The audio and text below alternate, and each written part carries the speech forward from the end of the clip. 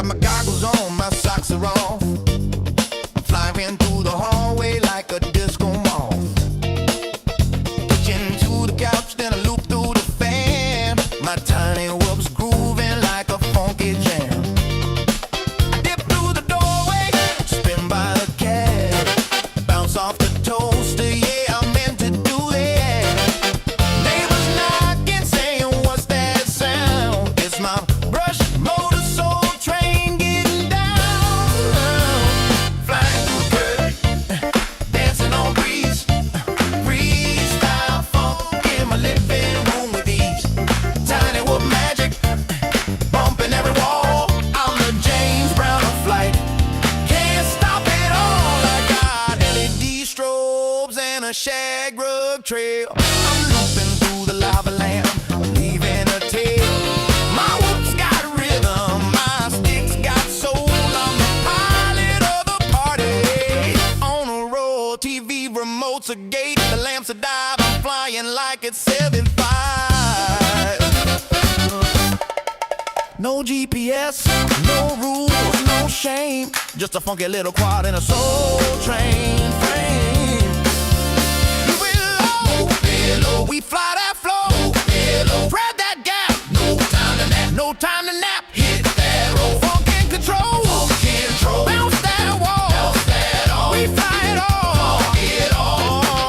We fly it all.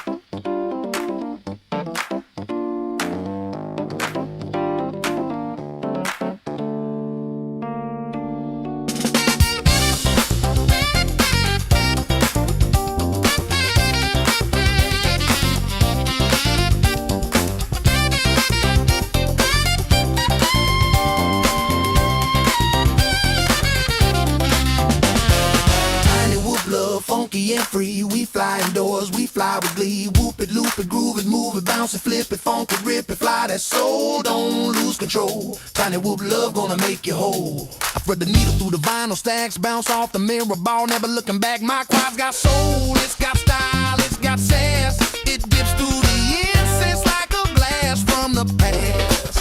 I'm flying figure eights through the lava lamp glow, dodging house plants like a funky pro. My whoop's got rhythm, my sticks got heat. I'm the pilot of the party with the grooviest beat. I loop through the hallway, I dive by the broom. I'm the disco ghost in your living room. I hit that split that's over grandma's chair. She just claps and says, boy, you got flair. I'm flying freestyle with a velvet touch. My quad so smooth it don't need a clutch. From the shag rug to the ceiling fan, I'm the funky little fly with a master plan. The curtains dancing on the breeze, freestyle funk in my living room with ease. Tiny whoop magic bumping every wall. I'm the James Brown of flight, can't stop at all.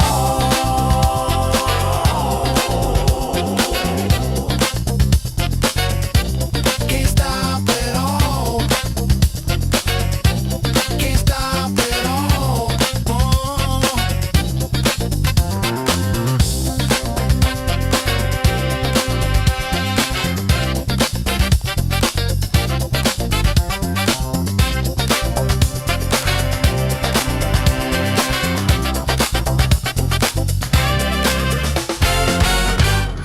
Welcome, friends. My name's Aaron Ciotti. Everybody calls me Ciotti. This is day number 2 with the Sony A5100. For some reason today it's way brighter, so it's not holding its settings, which is completely insane. But you know, new gear, always a nightmare.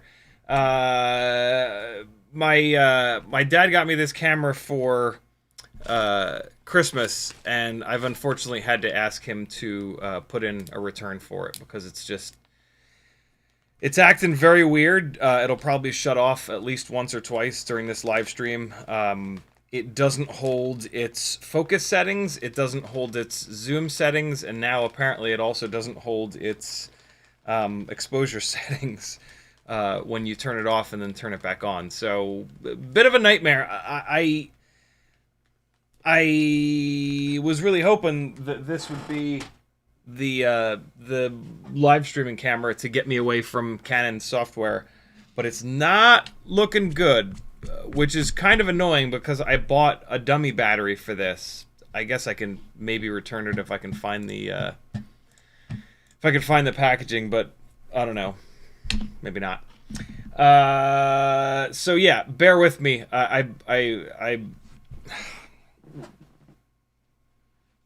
hold on.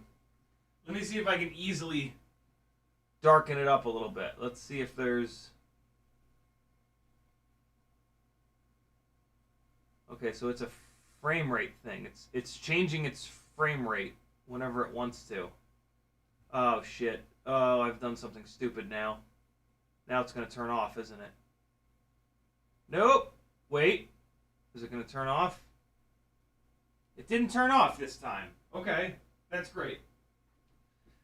That is awesome. Wait, did it? Nope. No, it didn't. Oh, but now it's under. Now it's underexposed, and now I look awful.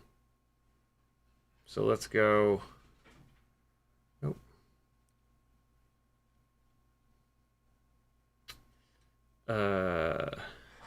Yeah. Okay. That's better. That's a little better. We're gonna start on the Baby Turtle O4 Lite 2-inch build today. What do you think of that?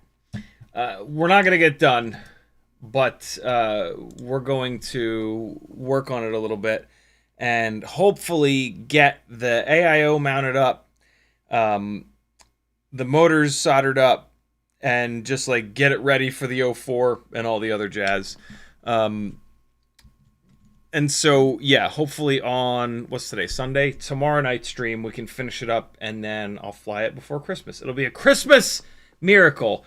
I got to look at the calendar. So I usually do a 12 hours of Christmas stream.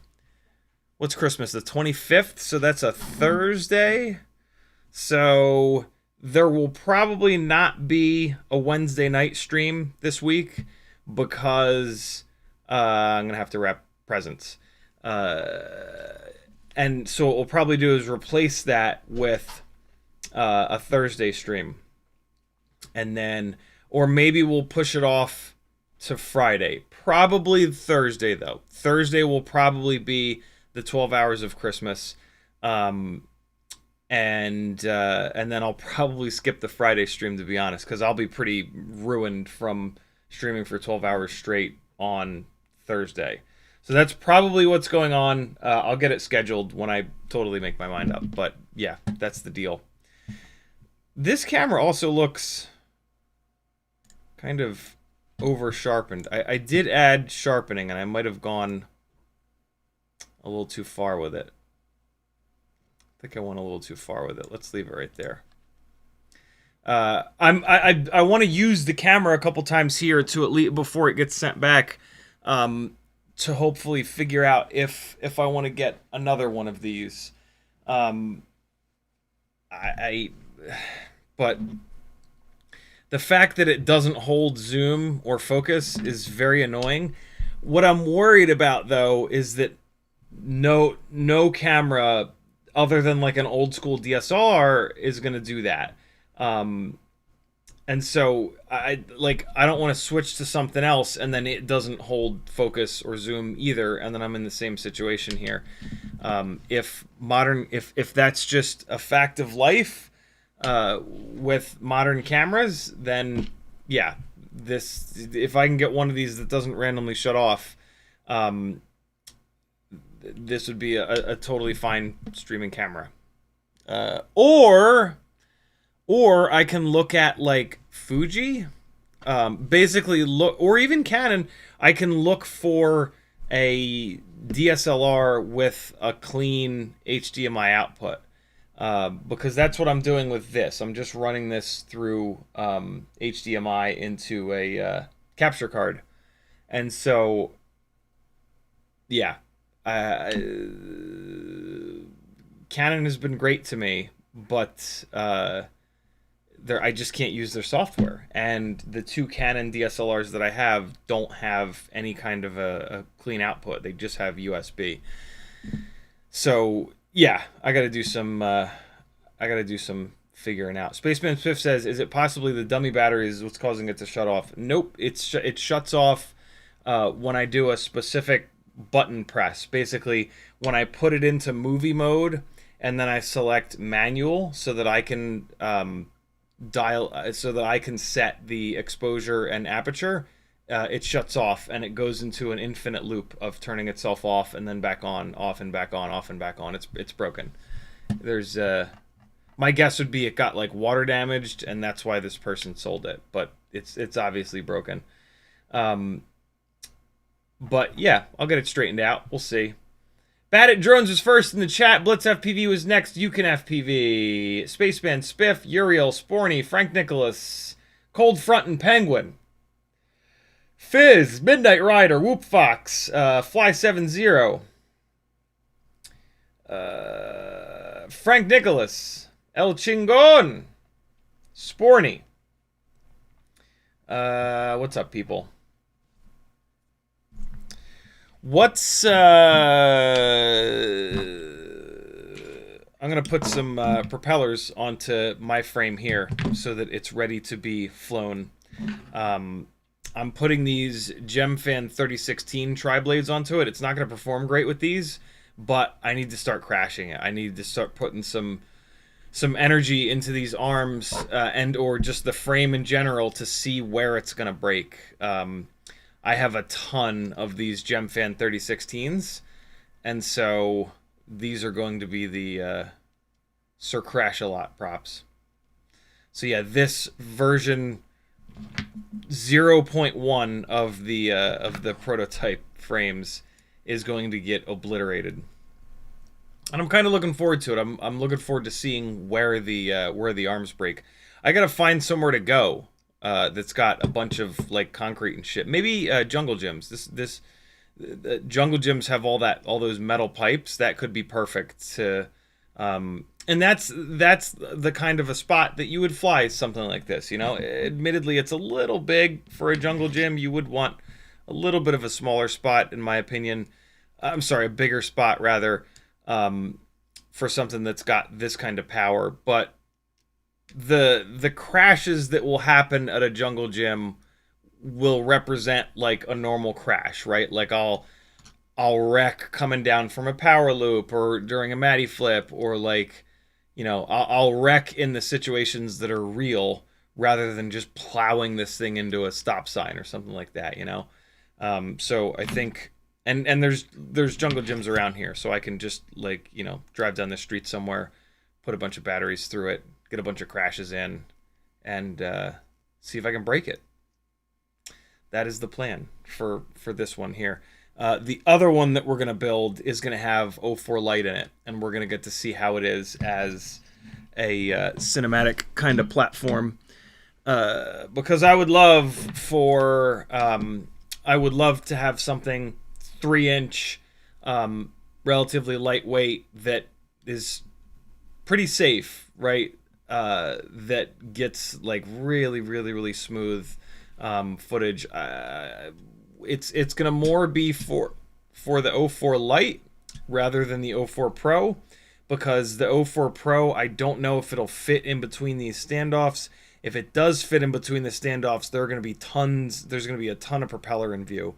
The other problem is gonna be where to mount the O4 Pro. So I think this is going to be an O4 Lite kind of frame, but man, the O4 Pro is awful expensive. I don't know why you would build like I do know why you would build a 3-inch rig with it, and I'm gonna build a 3-inch rig with one of them. But yeah, I don't know. This is like the smallest possible 3-inch frame that you can do, and so it makes sense for the Lite. And the Lite's great. The O4 Lite is awesome. So yeah, we'll see. But this one is now ready for abuse, which is fantastic. In the chat, if you want to talk directly to me, type at CiottiFPV into your comment, and it'll light up in orange, and I'll see it, and I'll respond to you.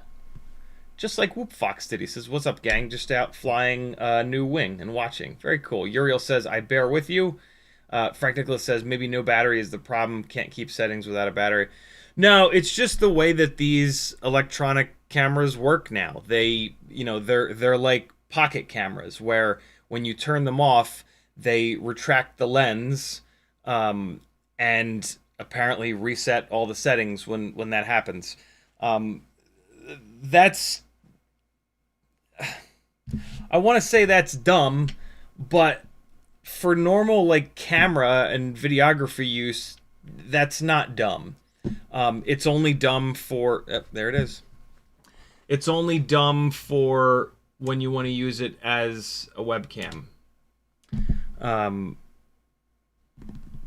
And you know, when this A5100 came out, it really wasn't designed to be used as a webcam. And so this is what I have to do every single... Oh, well, that's cool. Great. Turned right off this time. Oh, fart! Come on. Hold on. And it's not overheating either. This is not an overheating issue. Okay. What the hell, dude? Why is it... Come on. Well, this is the infinite loop that it gets in here, I think.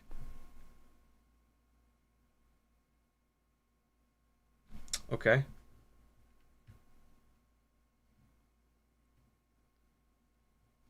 That's fucking weird, man. Super weird. There we go. Are you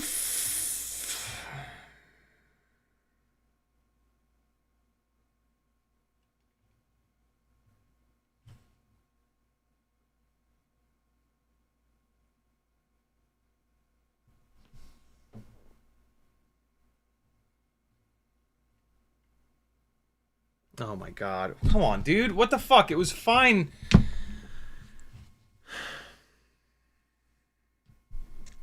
It was fine 2 days ago.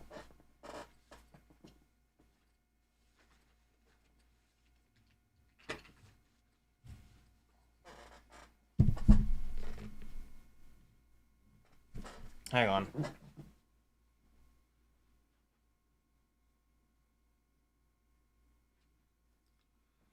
Well, now it's all of a sudden okay. Oh my god. I hate changing stuff so much. I hate it.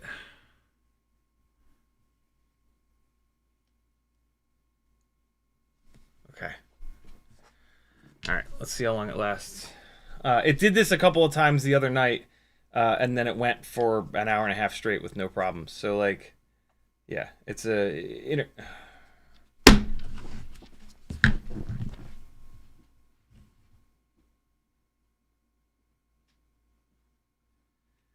Okay.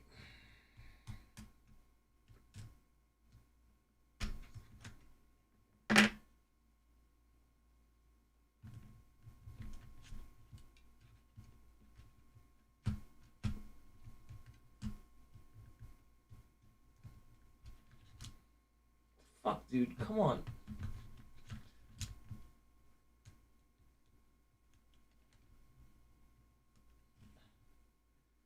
Alright, so let's try this. This is now with the battery in it. The battery's not gonna last forever, but let's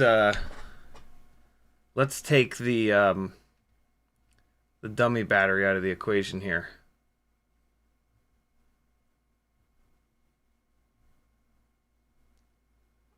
Okay. Let's see.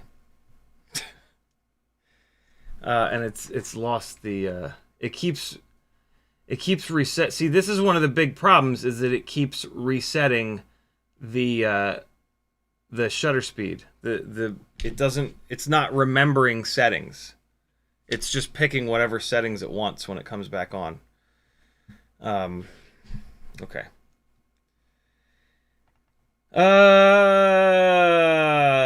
Right. Uriel says, a 12-hour podcast? Pff, that's going to cost a lot of booze. I do it every year, and there is no drinking because it just wouldn't work. Uriel also says, if two have to say something bad, your view has a bit too much white. Bit of a too much white. I don't know what that means. Mike K says, the Mobula 8 at 80% throttle indoors is the sweet spot. Okay. I hope you don't have anything of value, because it's going to hit so hard, it's going to explode. Blitz FPV says, come to Shelby Ironworks here in Alabama. We call it the Concrete Jungle Gym.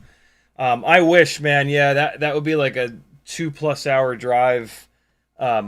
Just, you know, that's just a bit much. I wish I had more time to be able to do stuff like that and to go to really cool spots, but house, family, life keeps me quite busy, and you know, it's just super tough to justify that too, to driving that far, just to kind of like go fly. I do want to fly that spot at some point, but it'll probably be when like there's an event, so that I can, like, you know, dual purpose, bring a bunch of stuff, try to make a couple of dollars to at least pay for the trip itself. But yeah, the days of just like willy-nilly driving to cool spots and flying them are kind of over for me, but that's okay. You know, I love doing this as a full-time thing. Having to sacrifice that is totally fine, because those trips end up costing a lot of money. You know, those are very, very expensive days, right? You got all the travel expenses. You're gonna break a ton of stuff.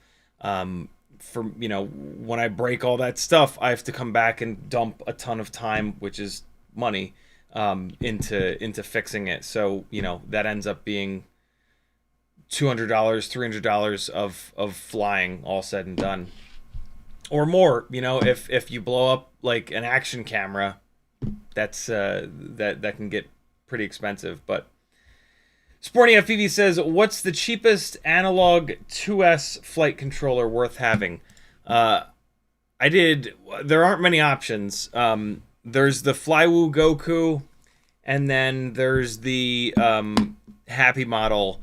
I did a live stream about this not too long ago. In the live stream, I also talked about the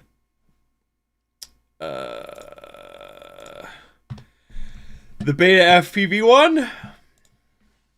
If you search for best 2S, you'll find it.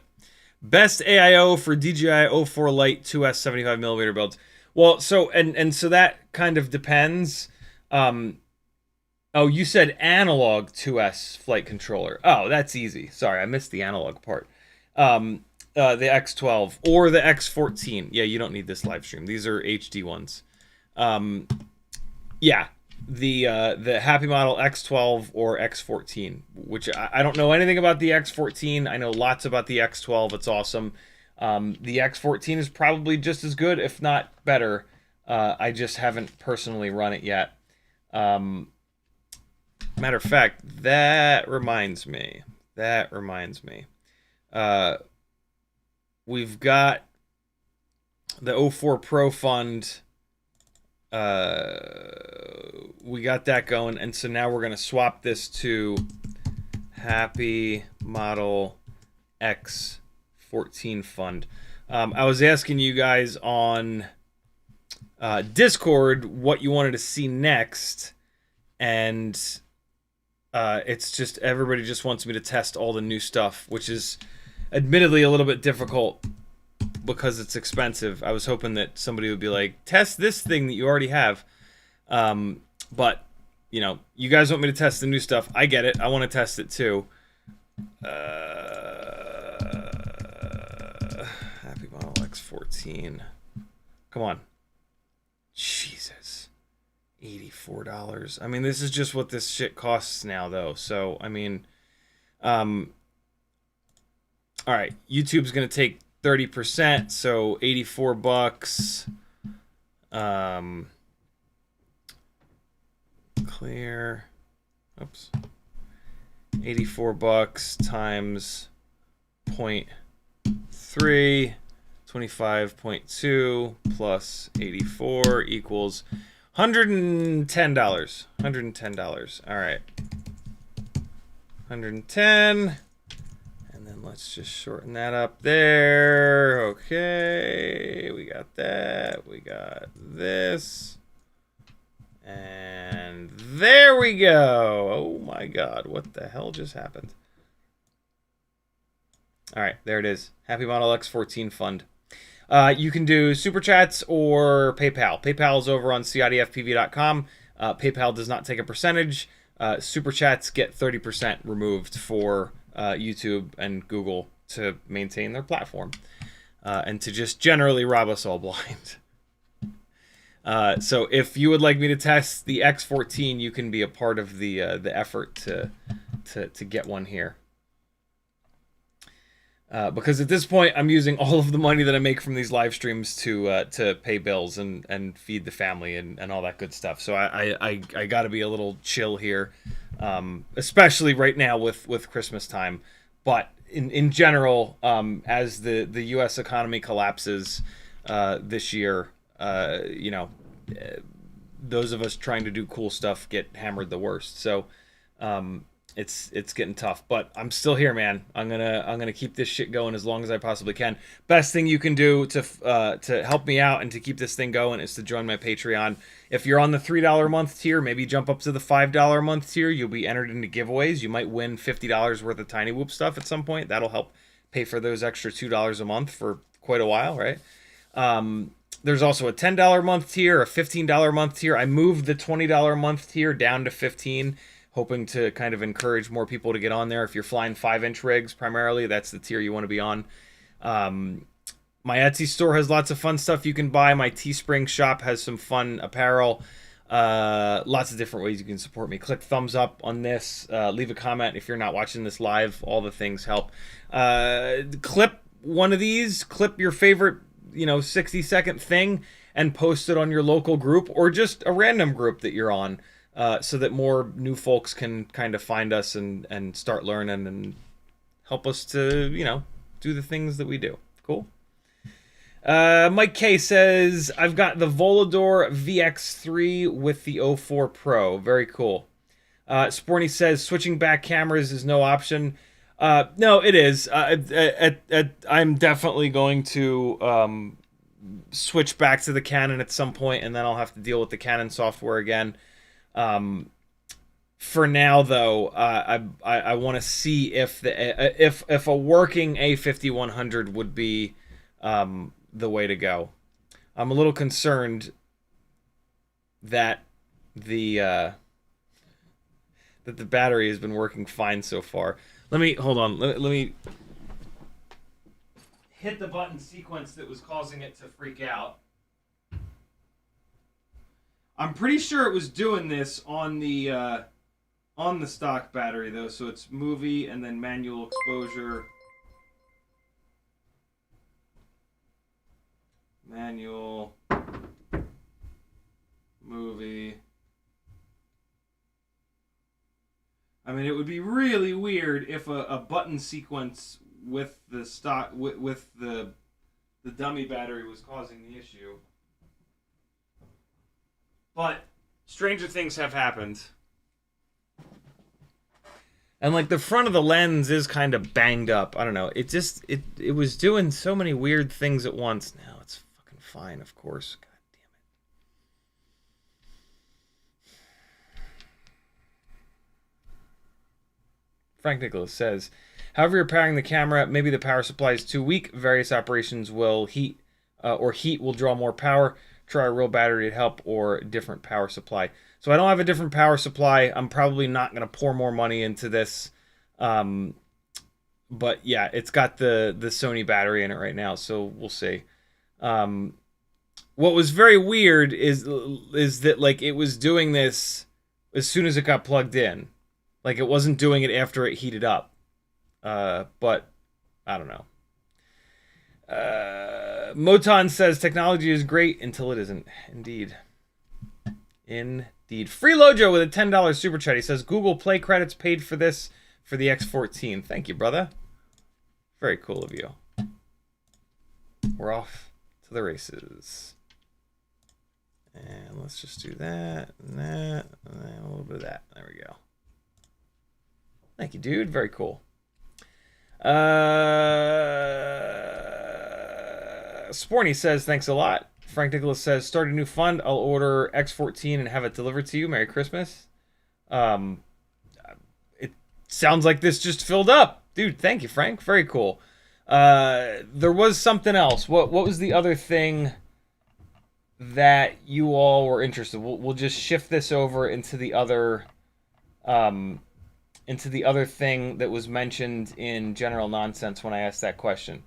It was the X14. I mean, feel free to just type it into the chat. Like, what do you guys want to see me test next? There was X14, and then, god damn it, what was the other thing? What was the other thing? Stay a while and listen. What was the other thing? Anybody remember it from the... Here we go. New Lava 2s. Somebody said the new Lava 2s. That's cool. Those are going to be on their way soon. Oh,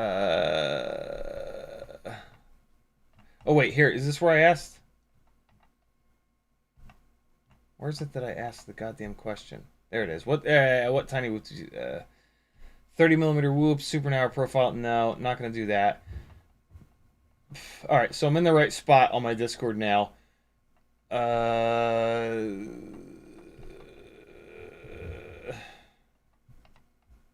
Well, tell me in the chat. Tell me in the chat what you want me to test next.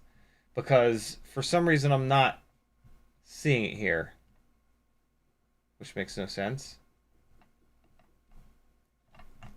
Did I ask the question twice, maybe? I must have asked the question twice. Was it that other Happy Model AIO, the 476? G476? Is that it?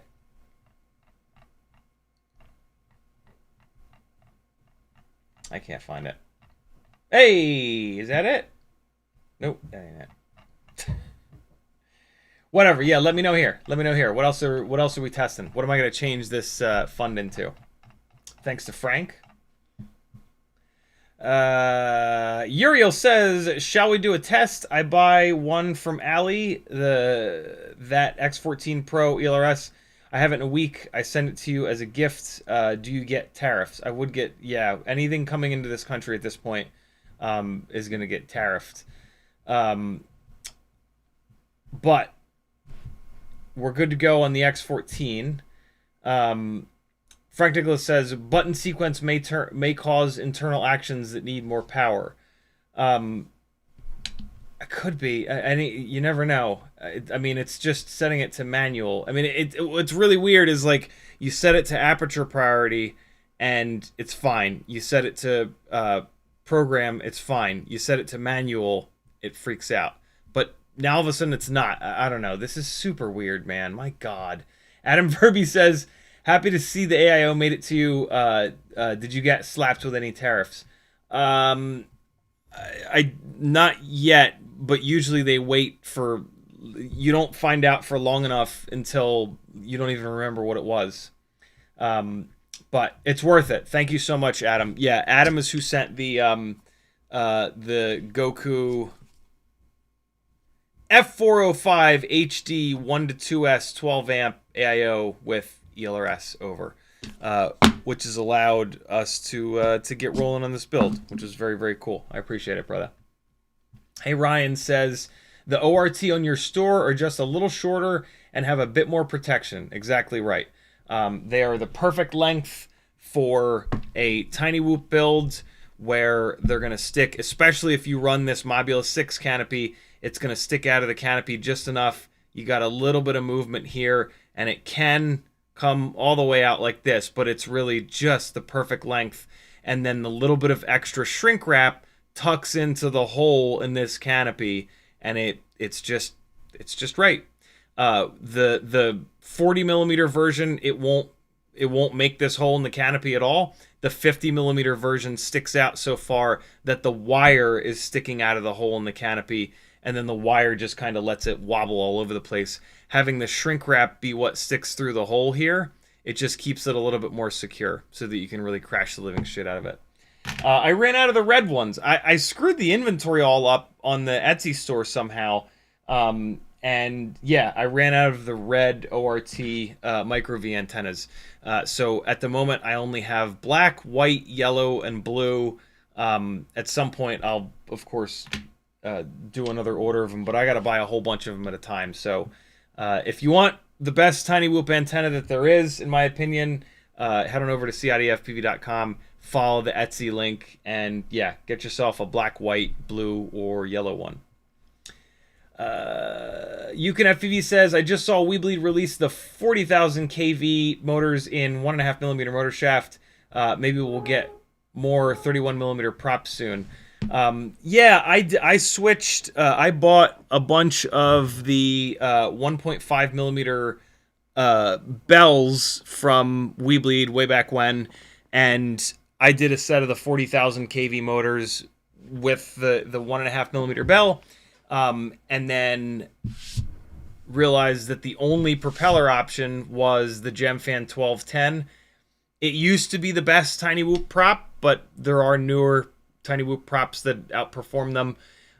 So yeah, I agree, man. Hopefully we get more 1.2 inch 1.5mm motor shaft propellers, because that would fix all of these motor shaft bending issues that we run into. Frank Nicholas says, RDQ has it in stock and close. I'll get it ordered during the stream. Dude, thank you again. It's very, very cool. Spaceman Spiff says, happy model CrazyG4. Is that the, that's the other 2S, isn't it, that I was thinking of? CrazyG...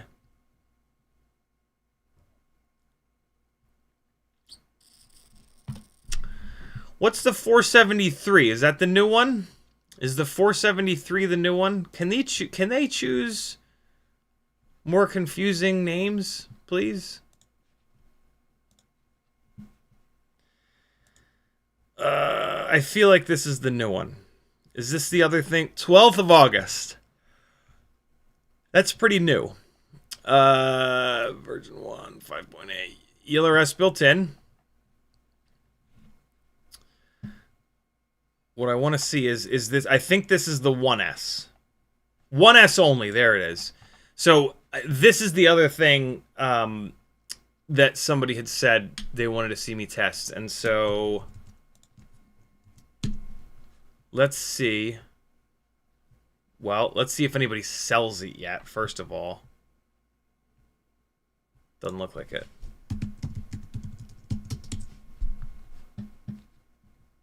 Is it no. Is it really only overseas? Wait, what's this? Hey, Pyrodrone. All right, Pyrodrone's got it. Where's the OSD chip though? Is this the OSD chip? Have they found a smaller OSD chip? Hold on.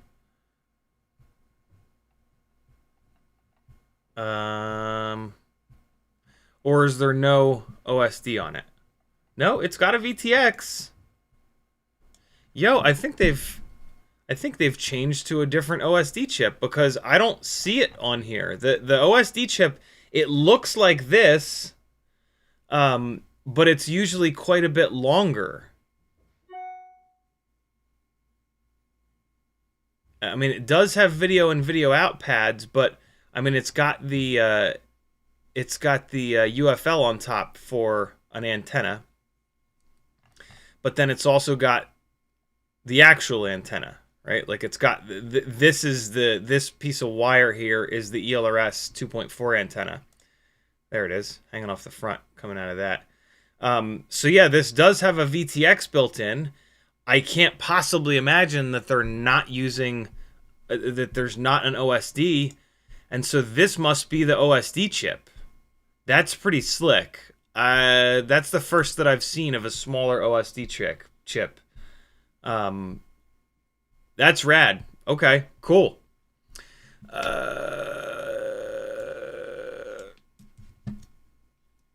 Where are we at? Oh, nope. Oh, I see what's going on here. There we go. Oh, the other cameras are all screwed up. I have not switched all of the scenes up. And so we are going to go like this. All right, now we're good to go again. I just need to shrink this down. Cool. There we are. Okay, CrazyG473. I don't really understand the point of that thing, but once we get it and weigh it and smash it, we'll see what's going on. Oh, somebody says no motor plugs. Good call. Well, we'll deal with it. We'll deal with it. We'll live with no motor plugs and see how frustrated I get. See how quickly I get frustrated. Yeah, look at that. Good call. No motor plugs. That's going to drive me insane. But, I don't know. Maybe it's enough lighter that... Whatever. There's plenty of people that like no motor plugs. So, we'll give all those folks a shot to be right. Uriel says, DarwinFPV Express LRS F4 Flight Controller Blue Jay Vluch Controller Whoop Beta Flight. 401 ESC. You like Module 8 or 6? How can I look that up? 1 to 3S.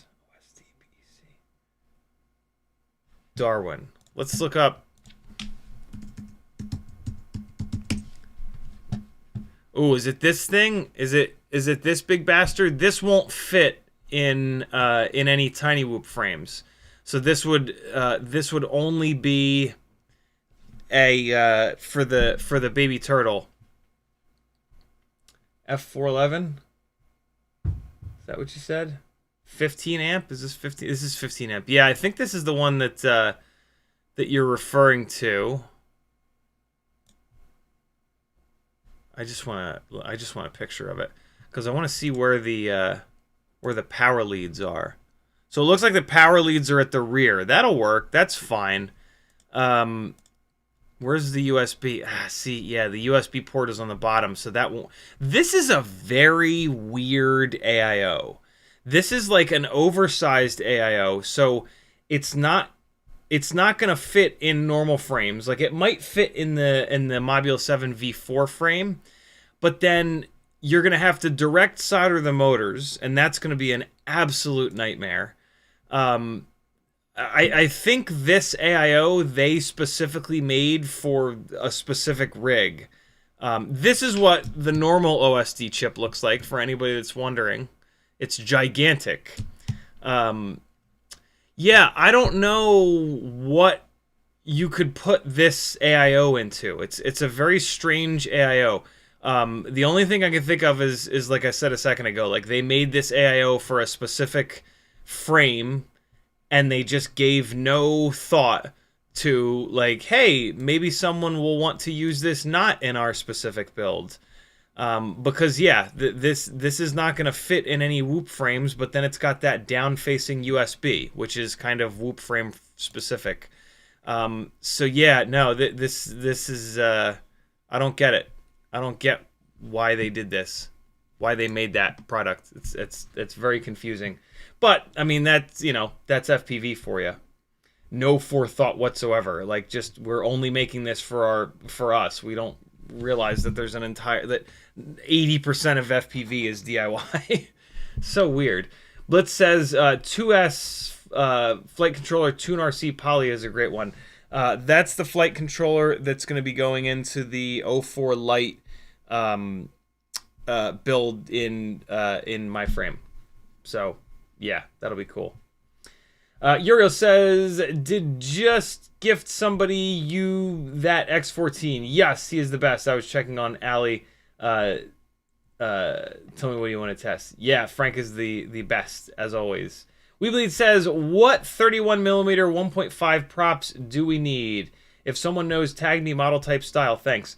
1.2 by 0.9 by 3, or the new one, 1.2 by 1 by 3.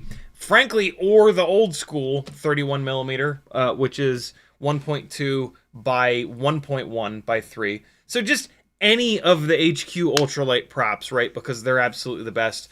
Or I've been hearing good things about the new GemFan props. So any of the newer props, really, any of the newer props that have come out since the GemFan 1210, because they're all better. Tiny Whoop propellers, every single new prop seems to be better than the one right before it.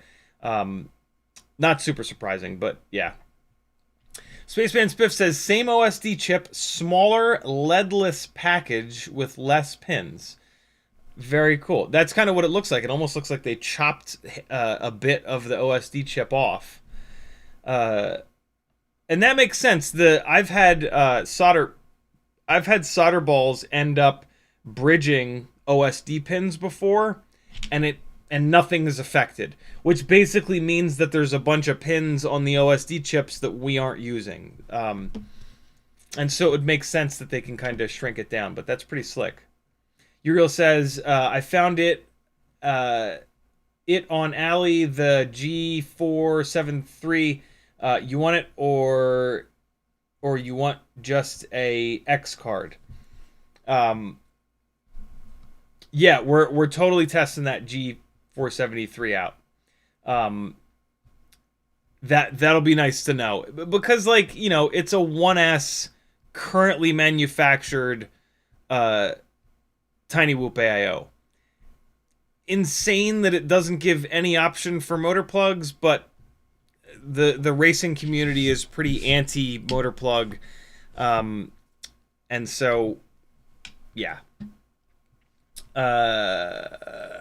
Bat Drone says, maybe a fund to test the new Happy Model Nano 5 camera. Tiny Whoop sells them separately. Yeah, that's right. The Nano 5. We need to test that. I'm doing a Tiny Whoop order for another one of the clone poppers, and so I'm just going to throw it on there. Nano 5. I'll use some of my Christmas money for that. I just need to open it up in a tab here. There it is, Nano 5 camera, and it's got the holes in it. It's got the holes in the corner, which is super awesome. So yeah, I'm gonna snag one of these for certain. Good call. Uriel says, maybe as spare part. What's that mean? Batterturns also says, interesting / annoyance about the X14 is they use the 0.8mm camera plug like Beta FPV. The new Nano 5 comes in both connectors. Yeah, that is indeed annoying. Annoying is the word for that. It's not the end of the world, because, and there are a bunch of cameras that have those plugs, right? Namely the CO3. So, like, kind of nice that we can just plug a CO3 directly into the X14. It sounds like, as long as the wires are on the right pins, which they very well might not be. But yeah, not a little annoying for sure. Freelo Joe says, that is a dual board AIO, the Darwin one. I run it in a crazy 3D printed rig, and it is great. What is a... Oh, it's got a daughter board on it, so then it's kind of heavy then. Interesting.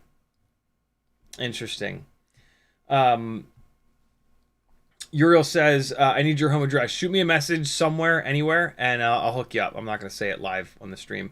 Sporny says, I think Uriel wants to gift you something too, if I translated right. It's a group effort. I appreciate it, Uriel. Very, very cool of you. Yeah, shoot me a message. I'll give you my address.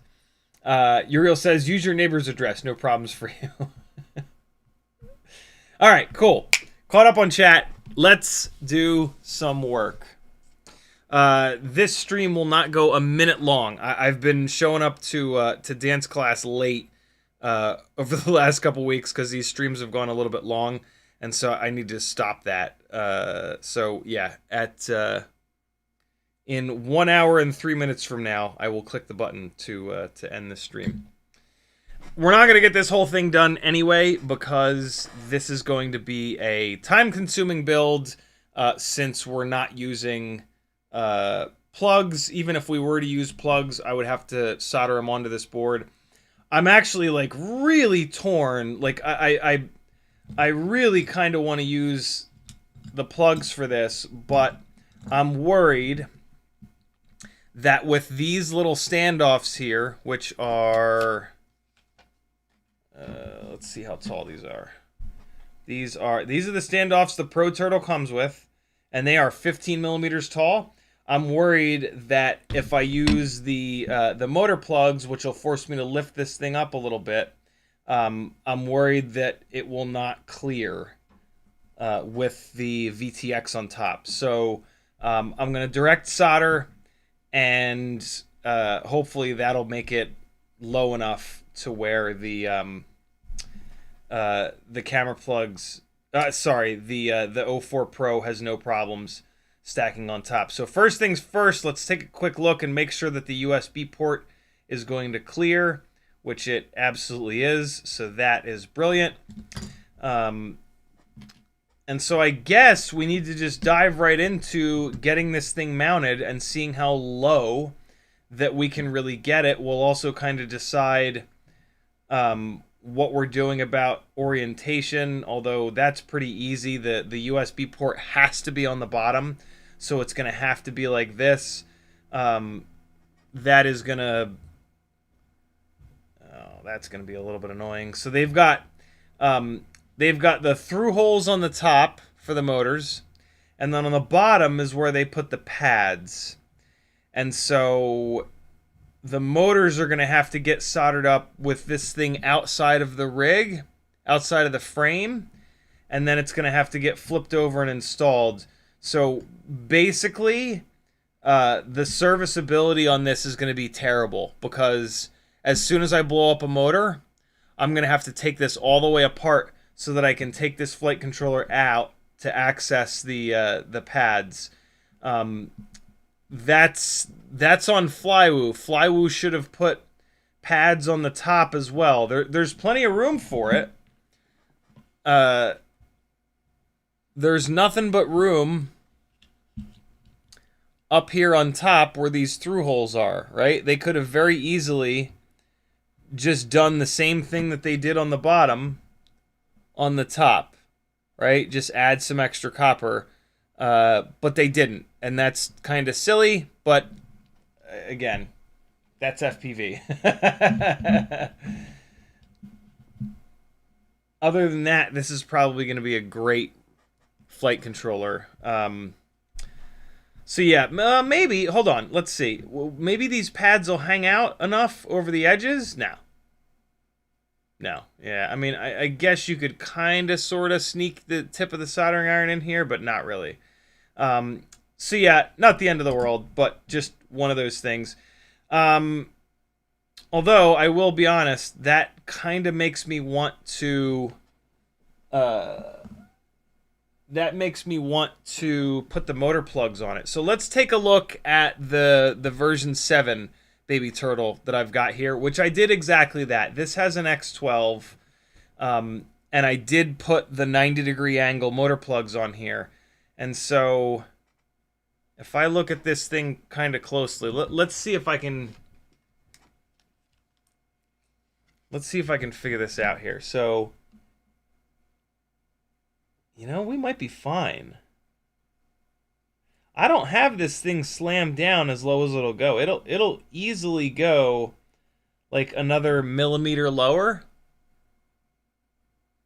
There's a gap below the plugs there, right? And so if I got this a millimeter lower, I've got a nice gap up on top of the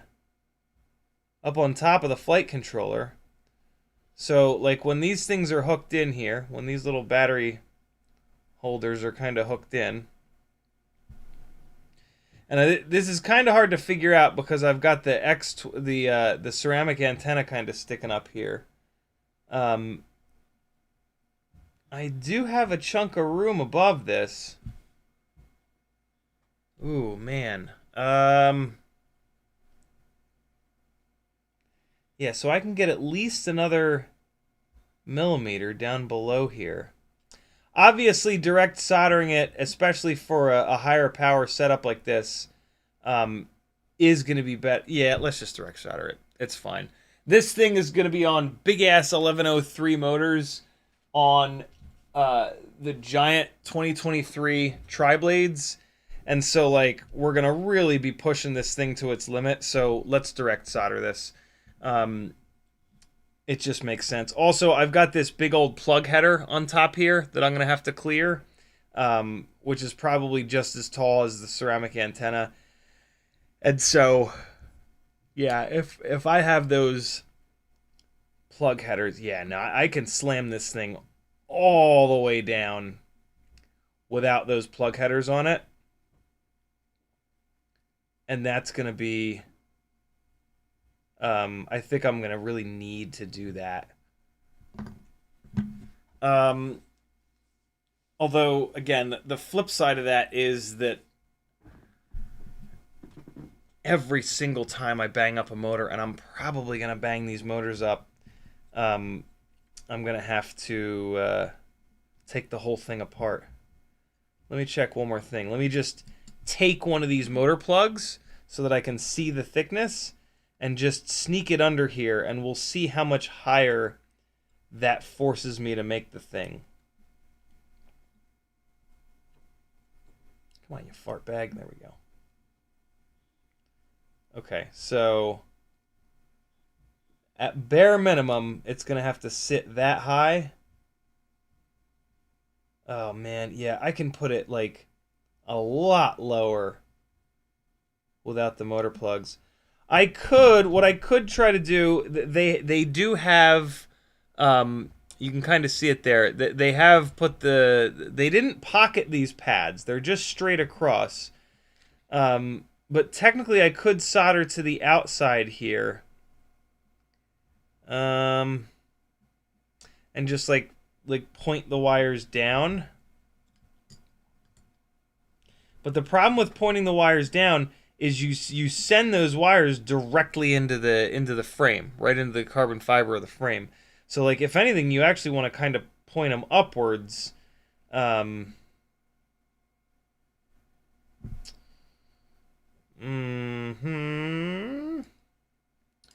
other pro of having the motor plugs on this is going to be that I'm probably going to use this for some gig work, specifically with the criterium cycling events. And if I bang it up there, there's no way in hell I'm going to replace one of these motors. So, like, if I bend a motor shaft not at home, it's game over. There's going to be no replacing the that motor. Whereas if I do the motor plugs, then I can easily just carry around an extra motor with me. So let me take a look here. Let me grab the 90-degree plugs, and I'll just drop them in the holes here real quick, and we'll just see. So I know this is not like the most exciting part of the build, but this is the most important part of the build. When you skip this part and when you just start smashing shit together and soldering stuff randomly, you end up with a build that's a nightmare to live with, or doesn't fly right, or just sucks in general. So yeah, not super sexy part of the process here, but the most important part of the process. Anybody that's been doing this for a while will kind of back me up on that. So yeah, there's the little 90-degree guy. Somebody in the chat just said maybe put it on top. It's an interesting idea. The problem with doing that is it's now the highest point, and but it's not that much higher than this guy here. This is the plug header for the O4 Lite. Um, so that's not a bad idea at all. The question becomes, how does it end up interacting with the actual O4 Lite? And what that kind of means is that I need to pull this apart, which is fine because I've been meaning to do this. So let's check that. That's a really good idea. This thing is a nightmare anyway. This is needed to be taken apart for a while now. It's no good. So let's do that real quick here. Let's just pull this fella apart and steal the O4 Lite out of it, which was the plan all along. I mean, this specific version of this build with the 1.2-inch props, I knew it wasn't going to fly good. I could pull this center section out and drop it into the bigger frame that I had it on before with the Gep RC 1002 25,000s, and it would fly awesome again. But, like, I have the 2S build, and the 2S build makes more power and is more efficient. So it's just, yeah, I don't have a great reason to leave this together. I would rather use the parts for this new build.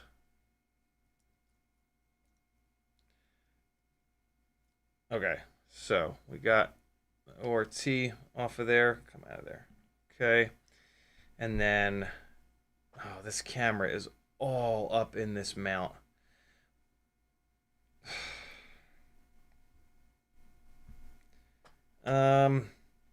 Well, I don't really like this canopy and camera mount setup anyway, so this is fine. Let's tear it down.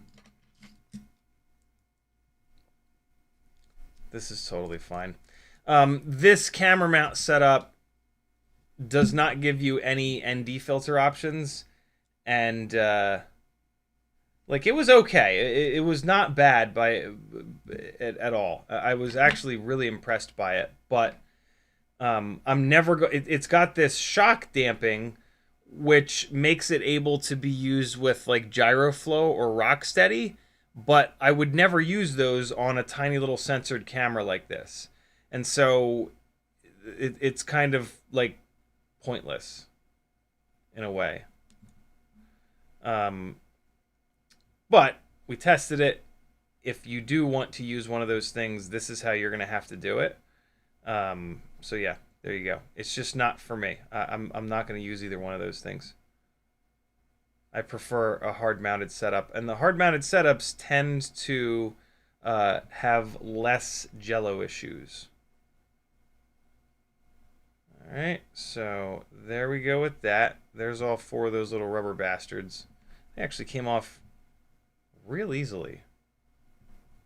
Once I figured how to get this thing built, it was all right. Beta FPV did a really good job with this. All right, so now I got to try to get this lens out. Do not, if you're taking one of these apart, do not grab the PCB on the back here and just start yanking. You will pull the lens part right off the PCB. You need to push on the lens. This goes for all of these chip-style super lightweight cameras. You need to push the lens out of it rather than pulling. Don't pull shit apart. When stuff gets really small like this, especially, do not just go pulling on it. You'll rip stuff right off the PCB. It's just glued. This stuff is just glued together. So the problem I'm having is I can't get, like, a grip on it. It was super easy to push it together because, well, you're just pushing it together. But now I can't get a grip on this. Hold on. Maybe if I can see what I'm doing here. Ouch. Let me put the nerd goggles on real quick, and I can kind of take a look at what is going on here.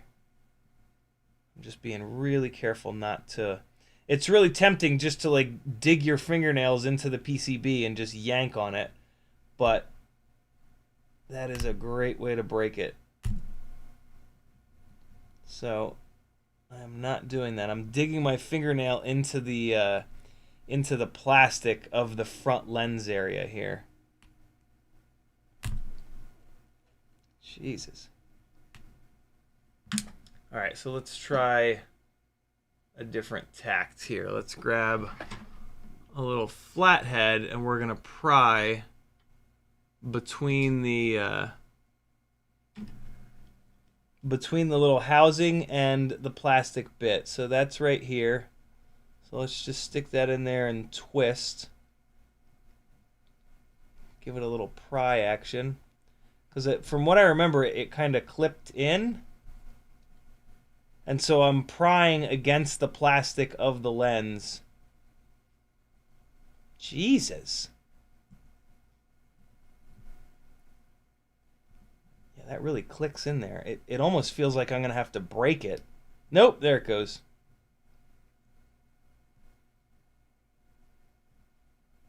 And I'm going to have to do the same thing on the other side, it would appear. Man, okay, so the camera ain't coming out of this Beta FPV canopy piece. I mean, that's a good thing. Boy, oh boy, I gotta really get in here. Jesus. And I think the other side just clicked back in. That's frustrating. Oh my god, dude, what on earth?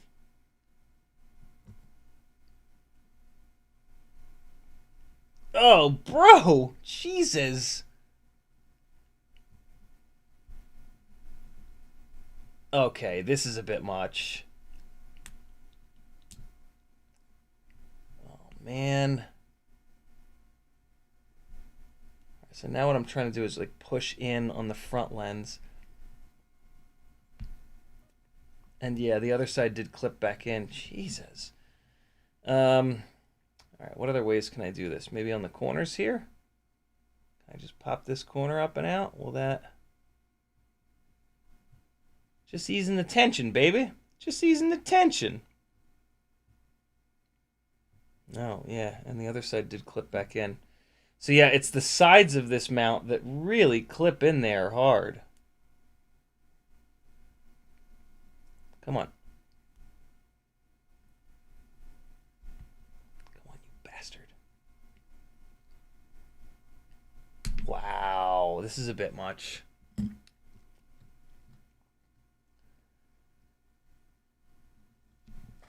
I mean, it's never coming out when you're flying. So there's that. I'm really tempted to just grab these little legs, but I have a feeling they're going to break. But let's just see. I'll put a little bit of pressure on them here. I do have 2 extra of these canopies, so like if these do break, it's not the end of the world. But with how hard I was having to pry on the sides of the damn thing, I can't imagine that's gonna work. So let me go back to prying.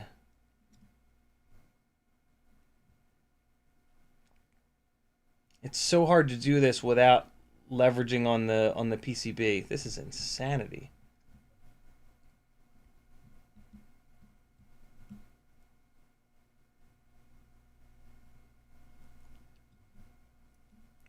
This side is completely lifted up, but it won't let go. How is it still holding on? What is it still holding on to?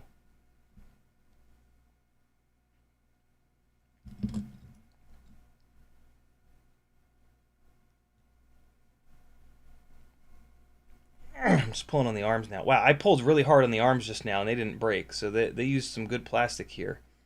But problem still remains.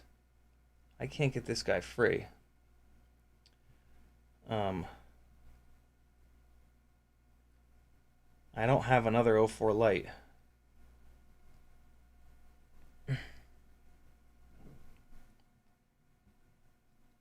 Yeah, so it's one piece here, piece over there. I mean, I can't pry on the front, can I?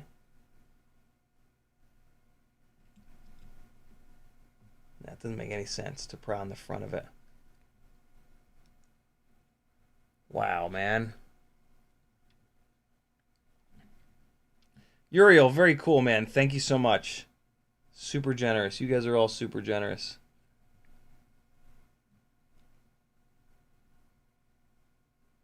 Okay. I'm just gonna push real hard on this, and if it explodes, it explodes. Because I need to get this off. I'm absolutely not gonna leave one of these O4 lights inside of this beta canopy setup that doesn't take ND filters. There's one side, and I just pushed hard, and so now we're fine. I was trying to be really, really gentle with that, but that's not. It just required a bunch of force. All right, so yeah, I nosed that all up, but it shouldn't matter. The lens is still clean. I didn't put any real pressure between these two, so yeah, we should be okay. All right, cool. So let's get this off of here. We're going to unplug this longer cable that I used. I'm probably going to end up using the nice short cable for the Pro Turtle, but we'll cross that bridge when we get to it. This grommet is glued to the other grommet for some reason. There we go. All right. Jesus. All that just to free this thing. Let me put this into a little bag real quick. Come on. There we go. All right, so we've got that fella, and then that, a couple of screws, canopy, and there's that other piece with the little rubber bastards. And these nice long screws as well. I really like these M1.4 screws that Beta FPV is selling now. These are kind of a big deal. Because they don't exist. They must have had these made or found some other... I've looked all over the damn place for them. Okay. We've got that pulled apart, so now we've got the O4 Lite. Let's take a look at how all of this is going to kind of stack up. So the O4 Lite, we almost always mount it like this with the USB port on the top. And so if I take one of these motor plugs and I put it on the top here, and then I basically sit this absolutely as low as it could possibly go, which is going to be like that.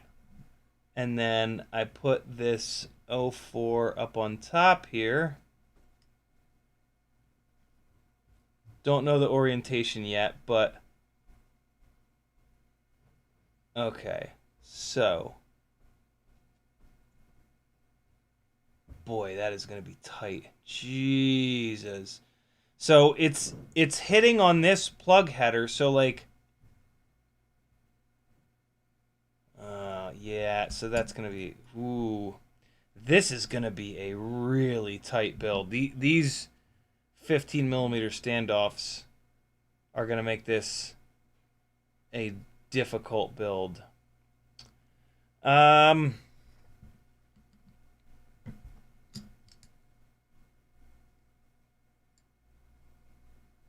All right, let's see. One more time. So, well, let's just do this. Let's just stack these guys. So if I mount it like that, there is one chip hitting that plug. If I mount it like this, ooh, that'll fit a little bit better. Mount it like this. That's the best yet. Mount it like that. That's the worst yet. So best case scenario is that it mounts like this. If it mounts like this, the plug header hits that. The plug header does not hit that. The plug header hits that bad. Yeah, so this would not be the best way to mount it. So let's rotate it 90. And so now that plug header would be clear. Camera just shut off. Did it shut off because it's broken, or did it shut off because the battery went dead? Let's see. Battery exhausted. Oh. It hung in there, though.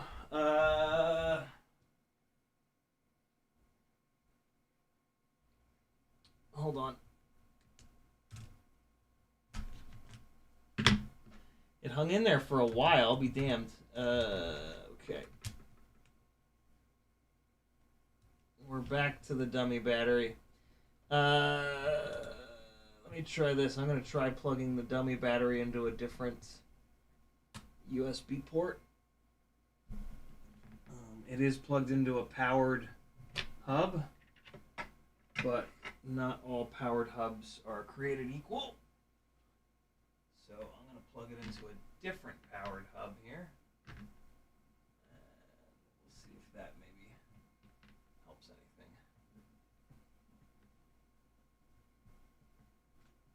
Come on, you bastard. Get in there!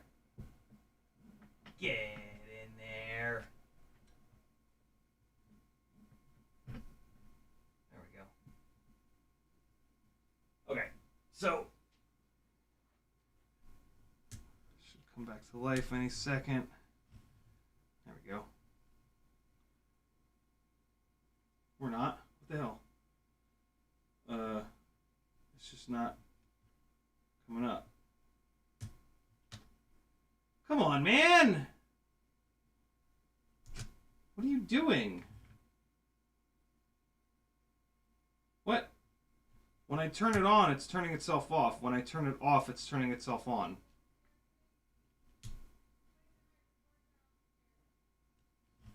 Okay, now it's working. There it goes.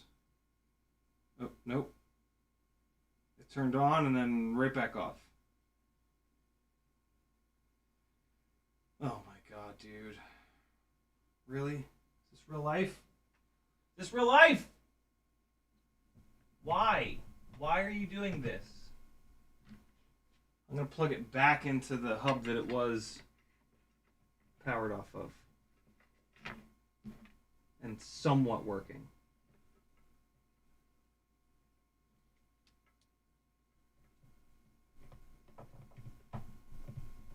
Okay.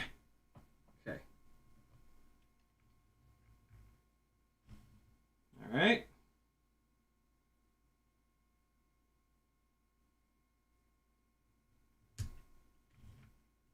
What is happening here?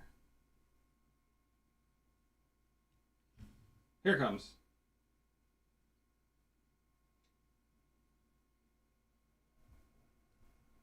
I don't know what's going on.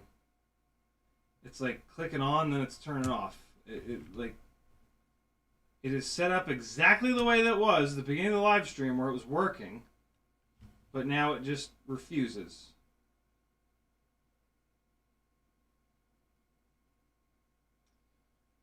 All right, well, we got, I think we just,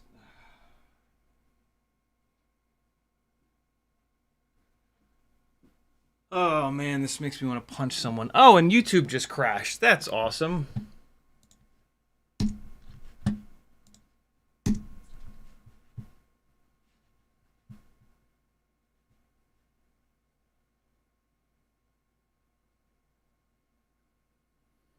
Okay.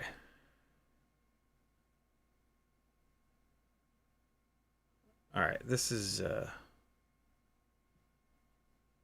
yeah, so I got no face cam. It's so weird that it was working, but now it's not, and then it is, and then it isn't. Okay, but whatever. I just have to go back to the old setup, I think. This is silly. I tried though. You know, I really did. Ugh. All right, hang on one more second. I'm sorry, guys.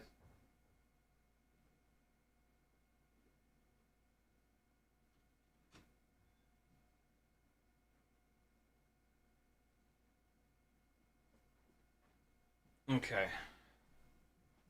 Yeah, I don't think the A5100 is the way to go here. Is this still working at least? Okay, this is still working. Great.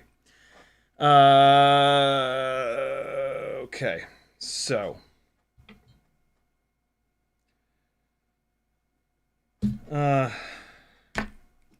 Jesus, I'm all thrown off now. All right, so back to this. So if I mount these two as close together as possible, this is the second best configuration. We're going to have a motor plug there, which should be fine. A motor plug here, which will be fine. And then a motor plug there, which will be a little bit less than fine, but it doesn't look like the end of the world. And then a motor plug here, which also doesn't look like the end of the world. So I think if I set it up like this, I think I'll be good. So what does that mean? So there's one specific rotation that this would work in. And so that would be facing rearwards like that. And then so this camera plug would need to loop around. That's probably fine. That camera goes in there. The UFL is all the way back here, so that's a nice short shot. I could run a nice short antenna. That would be kind of nice. The USB plug is back here. That's no big deal. The VTx plug header is here, and then the flight controller plug header is over here. So that's a nice short run between those two. This might work. This might be it. Plug the USB. This USB is not super accessible, but it's not that bad. And it's not going to be any better anywhere else, I don't think, because it's going to be always pointing towards, yeah, towards an arm. So that works. This to there. Loop that probably just out and around. That'll be easy. Shit, maybe that's what we do. There's only one orientation that's any better to get these two boards any closer together, and that's like this. And I mean, they do get closer together like that, but it's not that much closer. I think I'm going to do the camera plugs. I think I'm going to do the plug headers. And I'm going to do them up on top. Cool. Let's do it. I can always take them back off.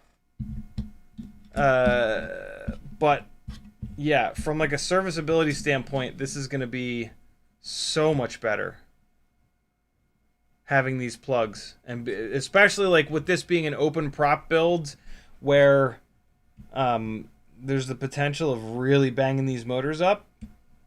This should be really good. So, all right, these are gonna go up on top like this, and so what I'm actually gonna do is put this guy upside down because I want access to the actual holes on the top here where I'm going to dump some solder down into. So let's just get this guy clamped in 3 positions. That'll make it nice and solid. This is the OmniFixo. This is an amazing tool. And then so what I'm going to do is just hold these from below. And I in theory, I shouldn't get burned because I'm just holding the plastic. I'm just touching the plastic. And so I can get this, I can like hold this perfectly level and then just add some solder on top. And away we'll go. Let's give it a shot. Or I can use the 4th OmniFixo. Let's see. I could just go like that. Oh yeah, yo, the ball heads on these OmniFixos are just the greatest things. And this even lets me kind of like scooch it around a little bit. But the question is, and then you can do this with the OmniFixo. It's great. I can pick it up and look at it from the side and make sure there's not like a weird angle on this thing.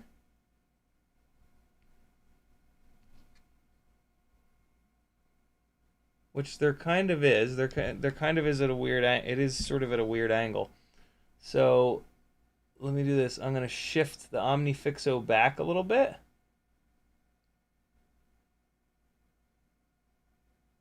And that's going to kind of fix it.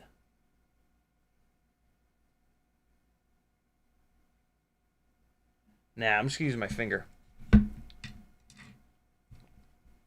But I could totally use the OmniFixo. That would absolutely work. But I want to use my finger because I want to be able to hold this thing completely flat against the AIO. And like I can feel if it's rocking back and forth with my finger. Okay. Yeah, so this is going to be fine. Let's get this out of the way. And I move this around a little bit. Okay, so that's going to chill like that. I'm going to hit this with some flux.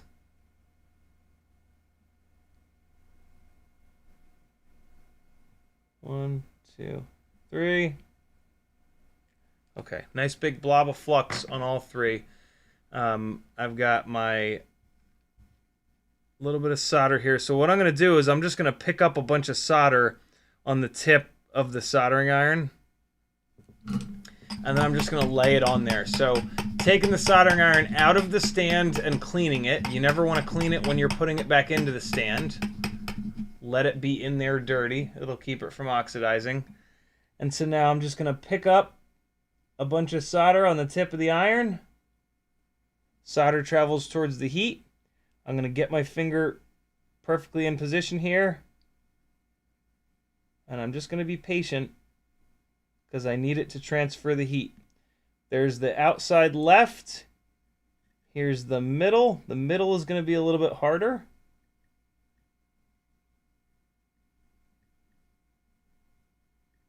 But totally doable. Okay, there's the middle. And then here's the right side. I don't have quite enough solder on the tip of the iron. Pick up a little bit more. And here's the side. And there we go. That looks awesome. And so it's sitting nice and flat. I can see that the solder penetrated through. Let's see how terrible of a job this camera will do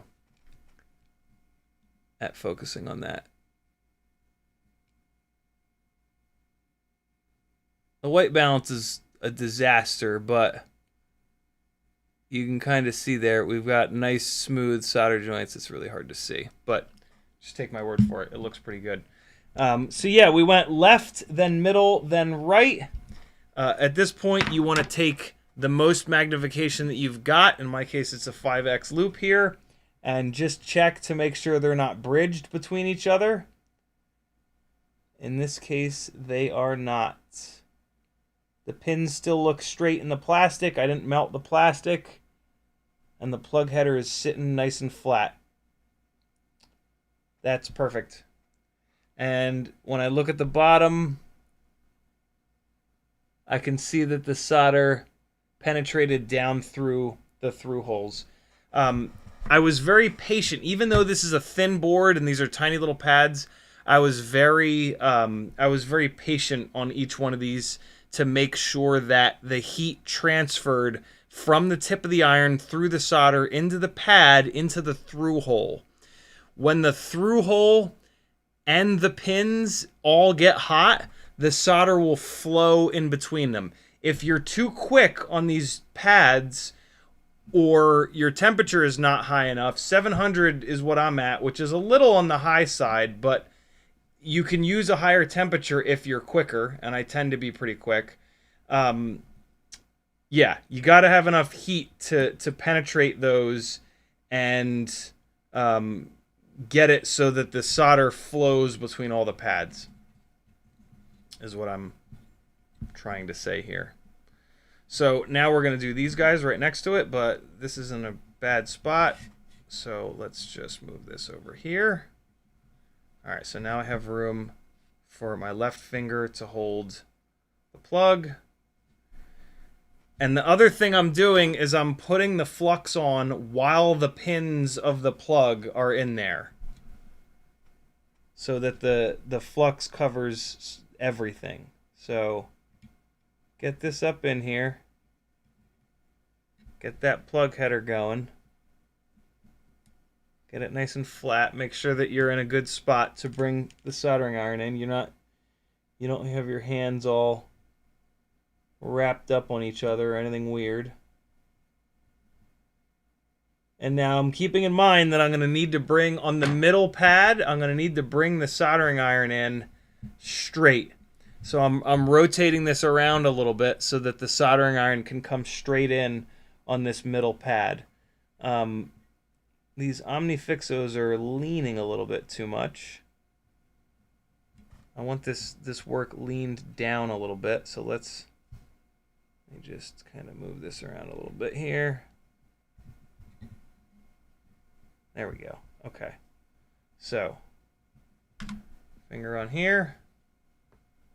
Make sure this plug header is sitting nice and flat. I don't want any janky angle on it. Soldering iron out of the stand into the cleaner. The cleaner being a brass steel wool pad thing. Brass steel wool. That's an insane thing to say out loud. All right. Pick up a blob of solder and bring it in to the left pad first. Be patient. All right, good. Middle pad next.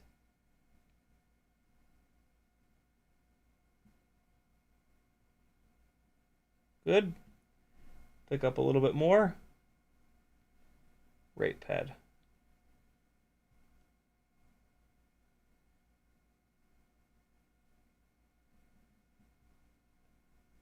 Hit it one more time. Not quite enough solder on that right pad. Pick up a little bit more. My finger's starting to burn. That's all right. There we go. Give it a second to cool. Stay as still as you possibly can. The plastic does start to get hot, but it's not too bad. All right, check the pins. They're all nice and straight. And we got no bridges. Cool. This is pretty easy to do when these holes are totally cleaned out and everything like this. This is pretty slick.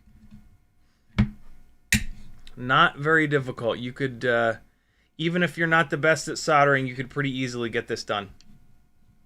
It's going to be all about the flux. It's going to be all about moving the work into position that it's easy for you to get that tip of the soldering iron in there.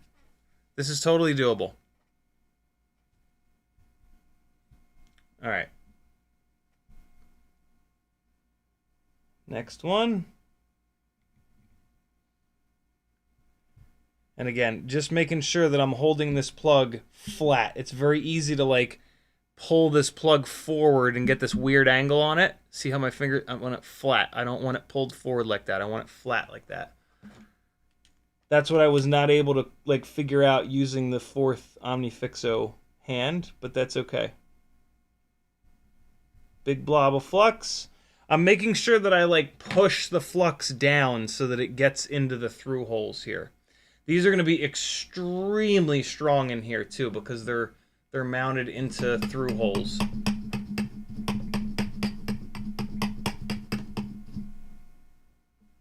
Okay.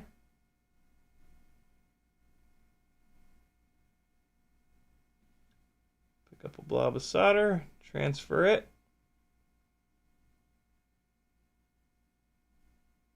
Good, middle.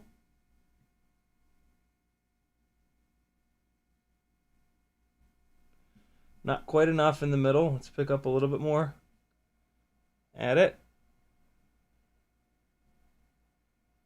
That's better. Pick up a tiny little bit more for the right one. Good. Nope, not quite enough. Get a little more. That's the right amount. Awesome. And so now the solder is flowing into the through hole and all around where I need it to be. And then And everything is nice and smooth because we've got that good heat transfer. We've got lots of flux on there. It's not getting dirty. It's not getting oxidized. If I was not using flux, this would not turn out nearly as nice as it is. Flux is really like the cheat code to soldering, if I'm completely honest. Like, it just makes everything so much easier. Let me add the flux first this time.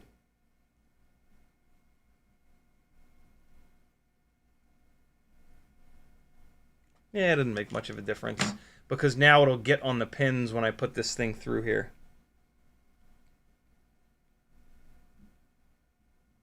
Yeah, that's fine. It's all the same. Done. Well, there's not as much flux on here though. When I add it after like this, yeah, it picks up more. And I do like there to be a lot of flux. So I think doing it after the fact is the way to go. This is a really nice AIO.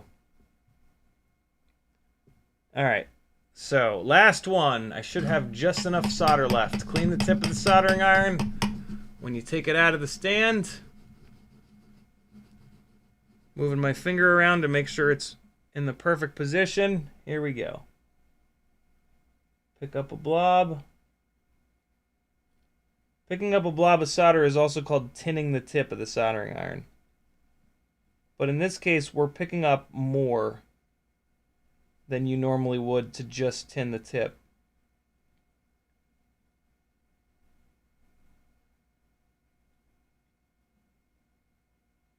All right, middle. Right side. Not quite enough solder on that right side, but my little piece of solder moved over here. So hold on, I gotta deal with this. Get back in there, you. Come on. I'm dealing with like the tiniest little bit of solder that's left. This is stupid, but whatever. There we go.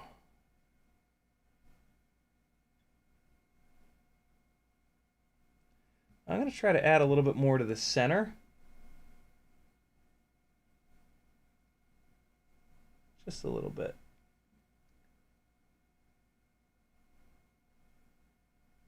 That's the stuff. Oh, nope, that was ugly.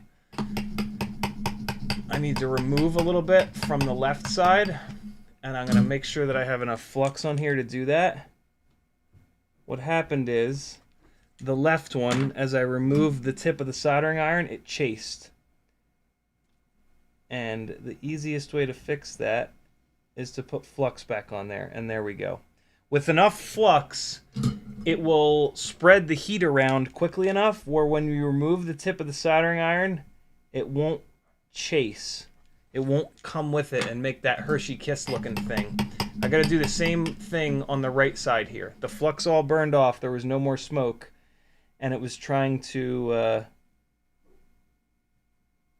chase the tip of the soldering iron. There we go. Now we're good to go. Perfect! There it is. Cool. So we've got these plug headers up on top of the board, which is kind of unusual, but there's no reason to not do that if the build sort of warrants it. And all of these are sitting nice and flat. And so let me show you what I mean. I've been saying a lot of shit. Let me show you what I'm talking about when I say like sitting nice and flat and all that nonsense. So when we go to this camera here, the plug headers, so here's one of the plug headers. They have a tendency to tilt out and down. They tilt, because see, there's only that little contact patch between the plastic and the AIO. And so with my finger, I was putting pressure back here on the back of this plug so that it would sit nice and level on there, so that the plug header wouldn't like sort of lean forwards at all. That happened on the baby turtle build on that X12. And so on this one, I wanted to try to figure out how to have that not happen. And then here is what you want. You want like it to be really smooth between the pins and the pads there. You see that? See how it's all nice and smooth? And then there's no excess solder on top of those pins. I might actually cut those pins down a little bit. Oh, there you go. You can really see it there pretty nicely. Cool? So yeah, that's what you want. You want nice separation in between the pads. You want the solder to be nice and smooth running up to the pin itself. You got this, friends. You can do it. All right. That's looking really nice. So now we come here and drop this into the frame. Just kind of line it up real nice. And then drop this down on top. We decided the orientation would be like that. And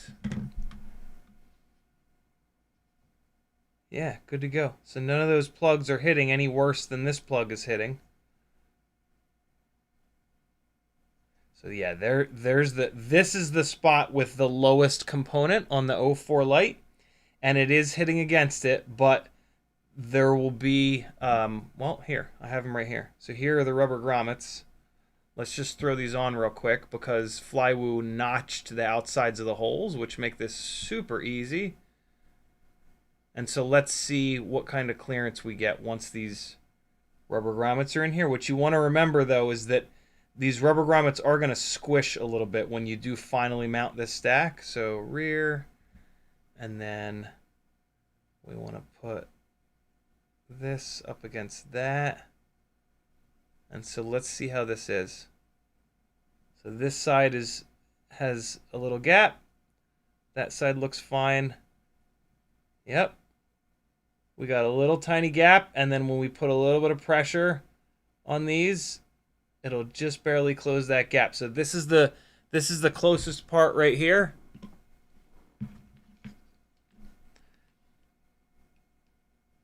That's the closest part right there. That little component to that plug. You can see the rubber grommets are touching. They're not squished, right?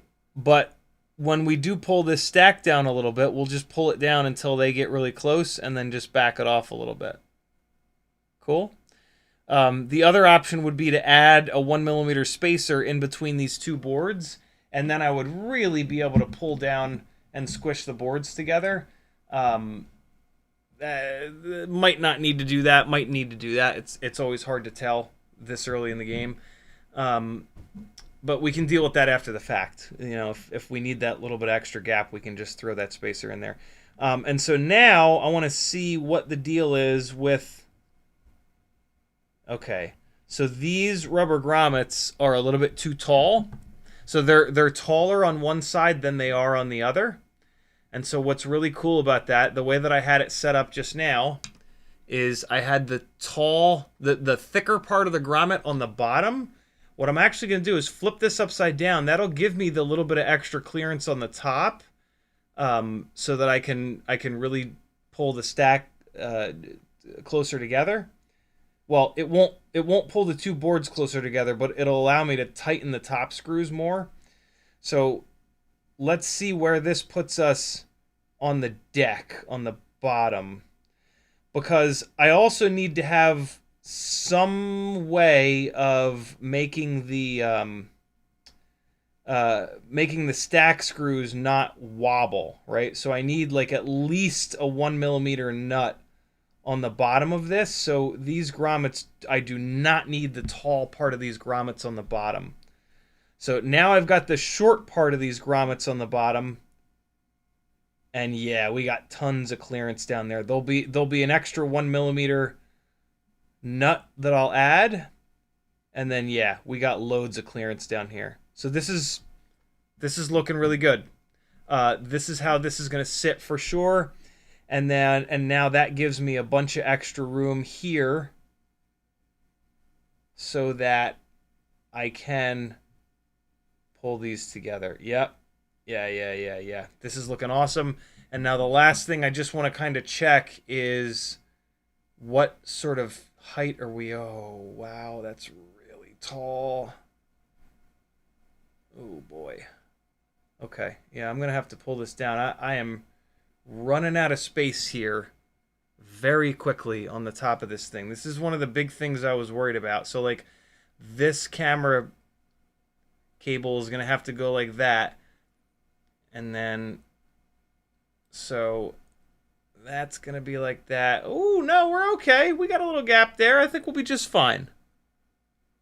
See that gap? So it's upside down for you, but up on the, well, on the bottom of the screen there is the gap that I'm worried about. This is the top. And so we can see a little bit of daylight there. I think we're going to be all right. Boy, this is going to be tight. I wish these standoffs were 16 millimeters. Literally 1 extra millimeter would be amazing here.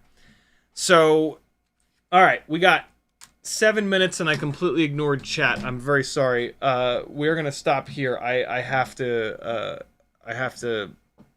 boogie right at 5. But okay. Oh, wait. Okay. So that's... Nah, don't recover data. That's why it was going. Yeah, fine.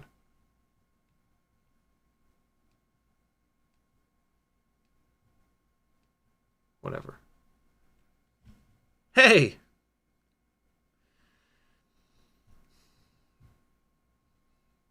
Okay. We're back. We're back. Okay. All right, I'm gonna hit as many of these. Jesus, you guys were tagging me a lot. Okay, I'm gonna hit as many as I can in the next 7 minutes. I wanted to fly a couple of batteries, but I forgot to charge them. So you guys have to fly the 6 batteries that I didn't fly today. Go do it. Go fly your 6, friends. Figure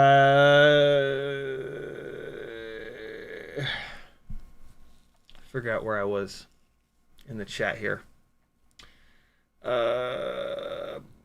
Moton says, have you tested the bleed eye yet? It looks promising. Not yet. I look forward to it, though. Uriel says,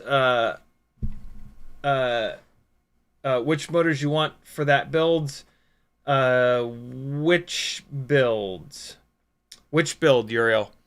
This build here, I'm using the Happy Model 1103 11,000s, and I have 6 of them already. So that's kind of the other thing. I have 6 of these motors. If I was going to direct solder them, that would just drive me insane because I want to break these motors. I want to fly this thing hard. I'm worried I'm going to break the O4 Lite, but we'll see. Mupshot says 100% you need to 86 the motor plugs. I had to remove the plugs to get a walk snail board, let alone an O4 Pro. We'll see. I'm doing it the hard way. If there's not, here's the thing though. There's only maybe like a 0.5 millimeter that I could gain by removing these plugs because of this plug on this board. There's only one better position for this to be in, and it only gains me about a 0.5 millimeter. So these motor plugs are only limiting me by like that 0.5 mil. But you could totally be right. We'll see. Freelojo says maybe put the motor plug headers on top. Yep, good call, brother. Uriel says check for some motors which you want to test on that CrazyG473. So the CrazyG473 being 1S, I have all the motors. There are no 0702 motors that I really want to test. I mean, I guess maybe other than like the VCI version 2s, but like the Happy Model motors are sort of the way to go. But yeah, the only other motors that I haven't really tested are the VCI version 2s. And so, yeah, whatever the highest KV of those would be, those are the only motors that, yeah, that we would need to check out. Freelojo says, and tape or glue over the bottom. Over the bottom. What do you mean? What's that mean? Uriel says that AIO is ordered. Dude, thank you. Very cool, Uriel. Much appreciated, dude. He also says, is there a new analog camera we want him to test also? So yeah, the Bleed Eye and the Runcam Nano 5. Frank Nicholas says, if you're using a powered hub to charge/power that battery camera, that's probably your problem. USB hub, per the standard, is only 500 milliwatts. I'm sure the camera needs more. Use a brick. I've been powering this giant old DSLR off of the same exact battery setup forever, and it's been okay. But I don't know. This is a newer camera. It could totally have higher use more juice. Everything Simplified says, just a word of caution with NX69 batteries. I found out by experience you can quite easily plug the battery in reverse polarity. Indeed, you can. I'll probably stick to BT 2.0 for the foreseeable future. I think BT 2.0 you can also plug in backwards, but yeah, the NX69 you can absolutely plug in backwards. It's just something that you have to like figure out. For me, basically what it is that one side of the battery has the bright yellow label, the other side of the battery has this label.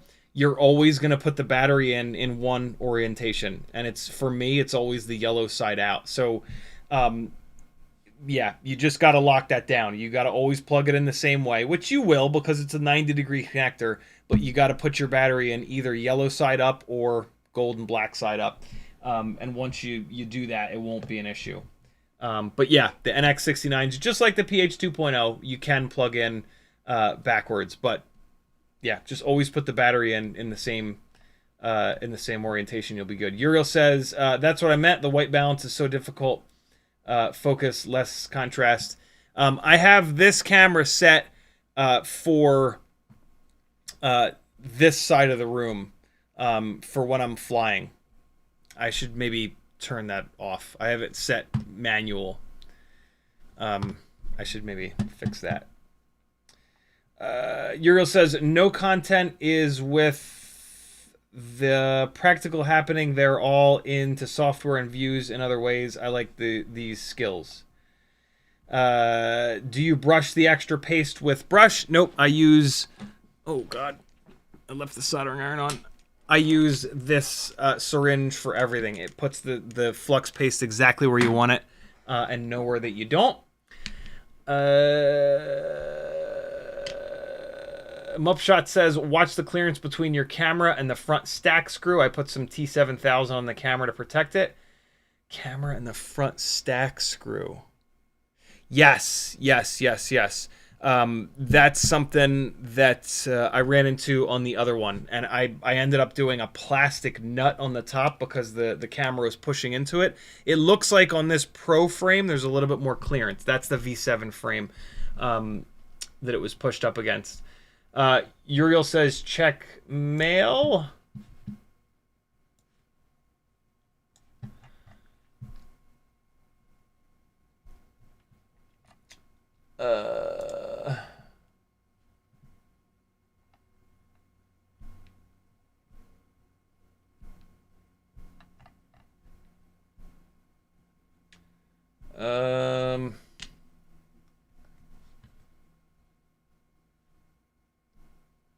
I'm not seeing anything. Let's check here. Lending tree. Is this it? Nope. I'm not seeing anything in my email. But I think you've emailed me before, Uriel. We'll work it out. Frank Nicholas says, works with old Canon, does not carry... yep, totally. Uriel says, VCI Hobby 0702 Pro DB. It would need to say V2. Yeah. I don't know who VCI is selling their stuff through. Let's see. VCI 0702 V2. Let's see what Google comes up with. Power drone. 27,000, man, that's kind of low. But they could be underrating their KV, like a lot of them.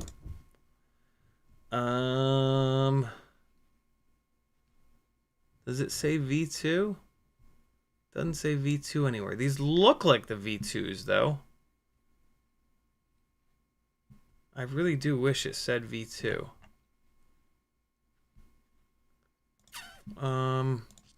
Does the PyroDrone link specify V2? VCI O702 Pro? No.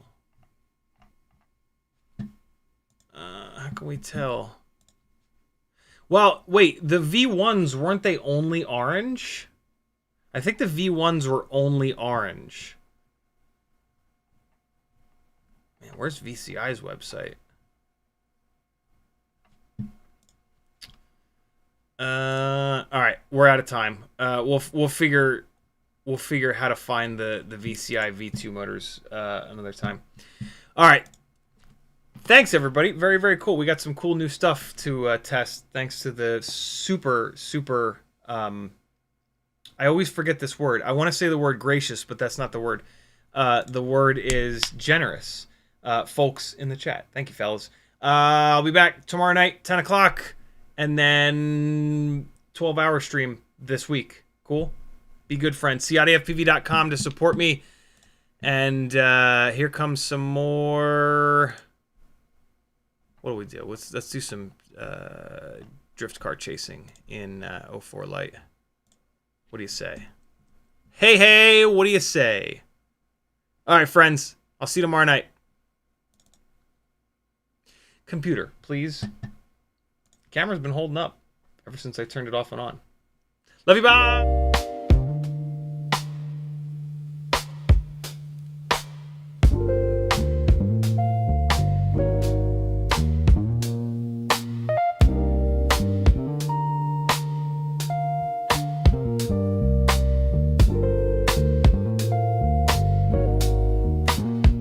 Yeah.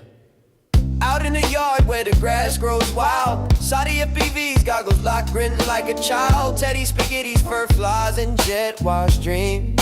Yeah. Chasing small whoops like a dog possessed fiend. Eyes on a neon blur, hard in the chase. Bit fuzz and prop spin all tangled in place. Yeah. Four-legged rebel with a rotor stir tail in the circus of the sky. They never fail. CiottiFPV, Teddy Spaghetti, dynamic duo kings, barking at the breeze, throttling at top speed, they zooming through hoops, flipping in style. That schnauzer's got throttle and a toothy smile.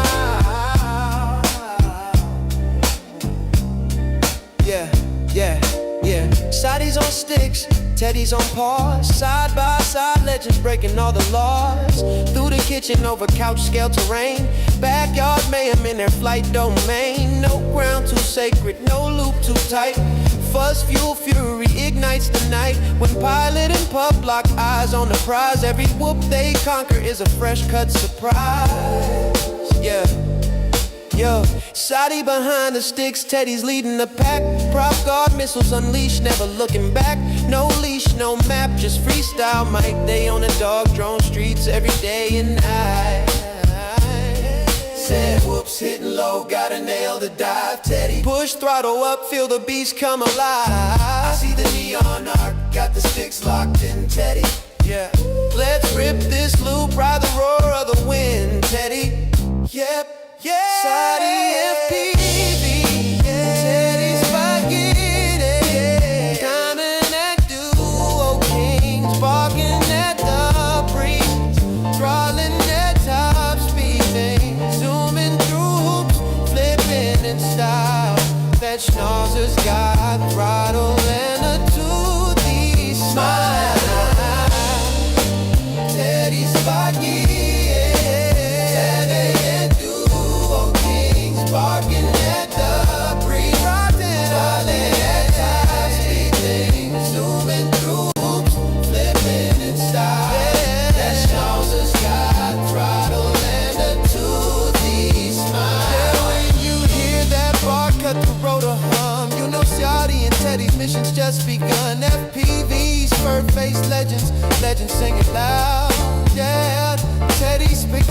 CiottiFPV, always proud.